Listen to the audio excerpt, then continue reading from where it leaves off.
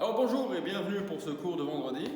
Donc maintenant nous avons tous les outils en votre possession pour réaliser, pour résoudre ces structures hyperstatiques. On va prendre deux petits cas aujourd'hui, notamment un cas souvent qui pose problème. Je reviens sur l'un des exercices que vous avez eu lors de la saison précédente. C'est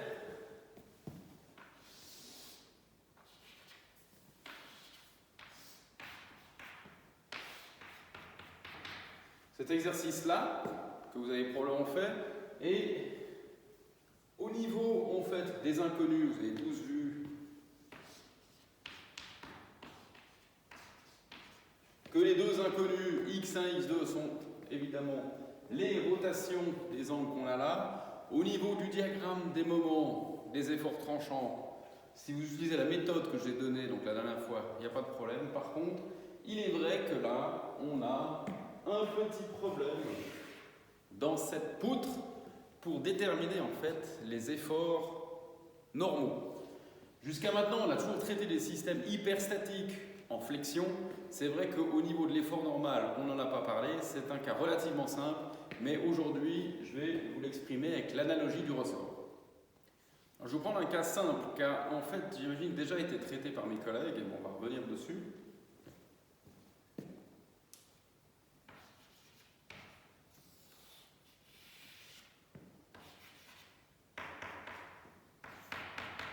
Prenons tout simplement cette poutre qui est bloquée des deux côtés, donc je n'ai pas d'appui à rouleau, et je vais simplement placer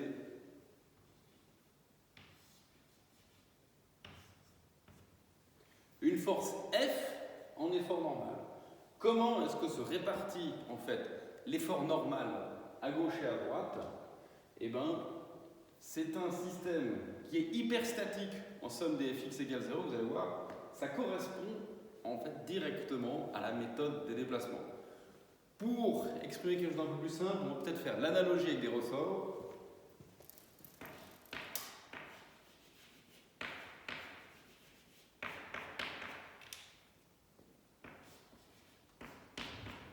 C'est-à-dire qu'on va avoir deux ressorts, un ressort de raideur K1 et un ressort de raideur K2, sur lequel on va en fait appliquer une force au milieu. Donc, pour résoudre un tel problème, on peut regarder un peu comment ça passe au niveau de la coupe. Si on coupe ceci, on va avoir un ressort à gauche, un ressort à droite, un effort N1,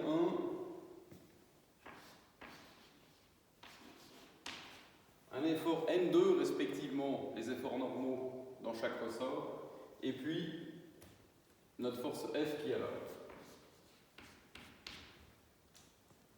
On peut donc de suite écrire que F est égal à N1 sur N2. Ça, c'est la première équation d'équilibre, somme des fx égale 0, qui nous permet de l'écrire. Maintenant, on peut difficilement progresser sans passer par l'analogie avec la méthode des déplacements.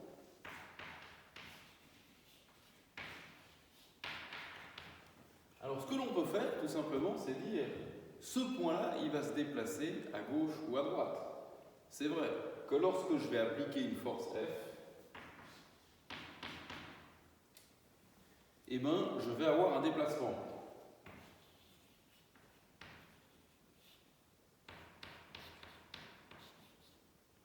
Déplacement que l'on peut nommer delta.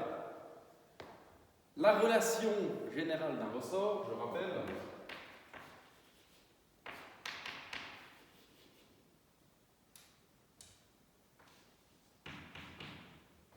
c'est lorsque j'applique une force F sur un ressort,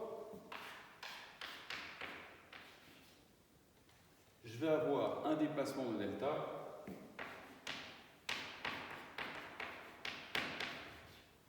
et bien j'ai F qui est égal à K fois delta. Ça, c'est quelque chose que vous allez beaucoup utiliser dans votre profession lorsqu'on va vous poser la question de la rigidité de la structure. Comment est-ce qu'on calcule la rigidité d'une structure? Par exemple, la rigidité d'un sol. Souvent dans un programme aux éléments finis, on veut poser un pont sur un sol, sur un terrain, et le calcul aux éléments finis, il a besoin des réactions d'appui. Cette réaction d'appui, si c'est du rocher, du granit extrêmement rigide, on peut dire c'est infini. Par contre, si c'est du sable, du limon argileux, etc., on va avoir une certaine élasticité. Pour calculer cette élasticité, le programme d'éléments finis, il ne peut rien faire, lui, il calcule la poutre. Donc il vous faut imaginer qu'en mettant une force sur le sol va se tasser d'une certaine valeur, donc vous pouvez calculer la rigidité du sol. Ceci, il faudra se référer au cours de mécanique des sols. Donc voilà, ça c'est vraiment quelque chose de primordial et de clé en statique et en génie civil. Donc cette relation me permet d'écrire deux équations intéressantes, c'est-à-dire une équation qui va lier cet effort N1 au delta. N1 est égal à K1 fois delta. Et pareil, N2 va être égal à K2 fois delta. C'est-à-dire les coefficients K1 et K2.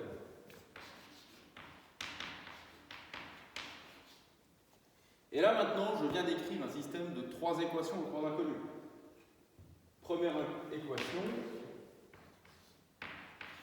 deuxième équation, troisième équation. Trois équations aux trois inconnus, les inconnus sont N1, N2 et le fameux delta. De ces deux équations, on en tire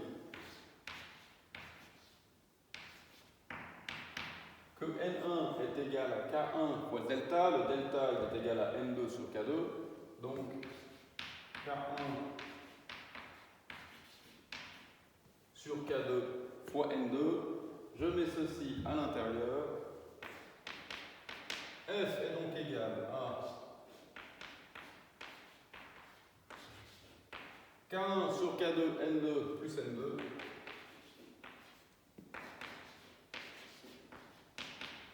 donc N2 est égal à... Donc je ne vais pas m'embêter à calculer, je l'ai noté, N2 est égal à F K2 sur K1 plus K2, voilà pour le premier. Et le deuxième, N1, est égal à PK1, donc F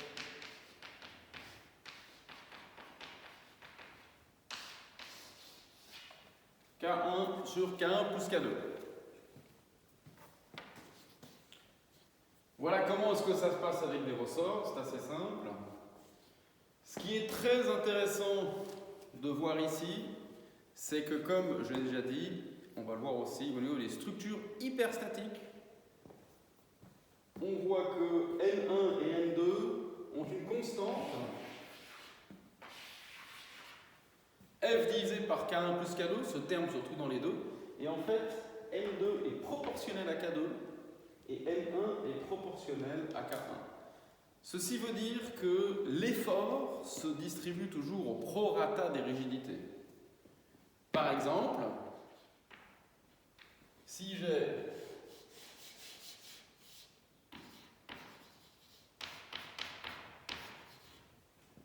ma force F qui va s'attacher à un énorme ressort très rigide et à un tout petit ressort très fin, eh bien, la majorité de l'effort normal va passer dans ce ressort. C'est le ressort le plus solide qui prend le tout. Donc la statique, c'est ça, les gens forts prennent l'effort et puis laissent les faibles ne pas trop se faire casser. C'est assez social, je dirais, par rapport à certaines sciences comme l'économie, etc. Donc la statique, toujours quelque chose de très friendly, très sympa. Les poutres les plus fortes prennent toujours l'effort maximum. Il faut toujours se rendre compte que lorsqu'on renforce une partie de la structure, eh ben, l'effort va aller là. Donc ce n'est pas toujours non plus ce qui est le plus intelligent lorsqu'on conçoit les structures. Donc voilà au niveau de ces ressorts. Ce qui veut dire que si je reviens sur l'analogie d'une poutre,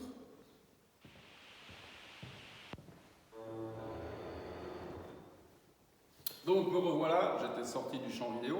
Si je reviens sur l'analogie de la poutre, eh ben, on sait que l'effort normal ici, N1, N2 vont simplement se diriger au prorata de la rigidité Donc on a ce N1 qui va être égal donc, au F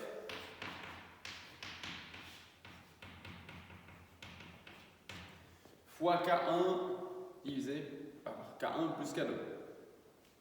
Rappel donc, qu'est-ce que c'est que le K en fait pour une poutre?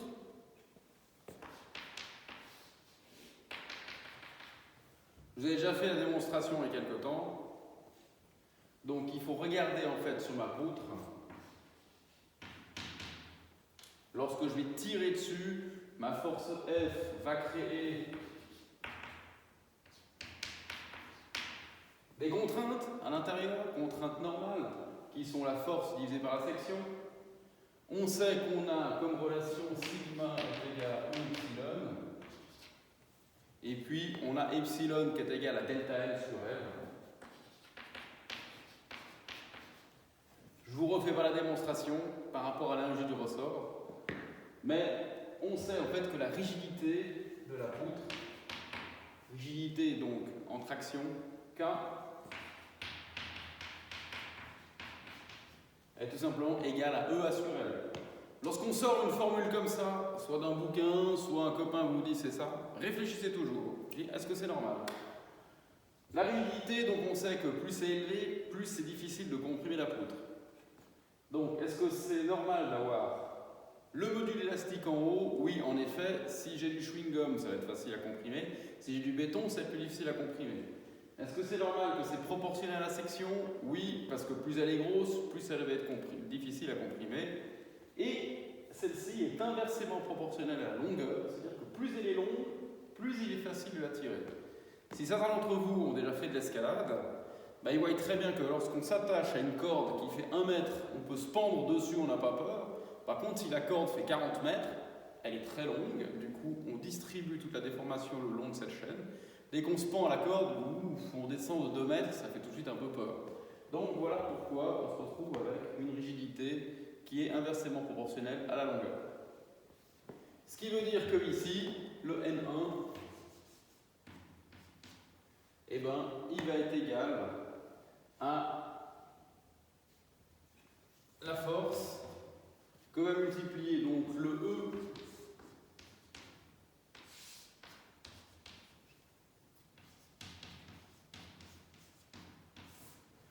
EA sur L1 divisé par EA que va multiplier 1 sur L1, 1 sur L2, donc on peut en fait enlever les EA et puis on se retrouve avec le calcul de la force donc qui va se retrouver ici et là. Donc si je reviens à mon exemple, qui était celui-ci, eh ben, pour le calcul en fait des efforts normaux,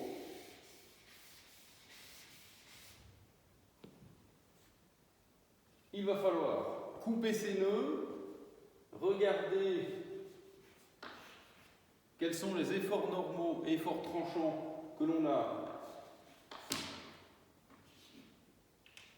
dans ces poutres, et puis distribuer évidemment l'effort normal à l'intérieur de la traverse que l'on a en haut.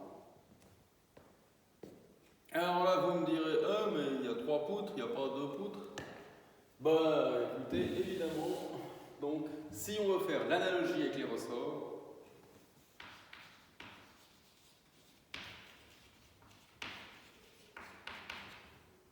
dans ce cas, il va falloir passer avec une inconnue supplémentaire. On va avoir un delta 1 ici, un delta 2 là, donc il va falloir écrire un système d'équations cette fois-ci de 1, 2, 3 inconnues de force, 4, 5 au niveau des déplacements. Donc voilà comment en fait on résout cet exercice au niveau de la répartition de l'effort normal. Celui-ci va se distribuer au prorata de la rigidité.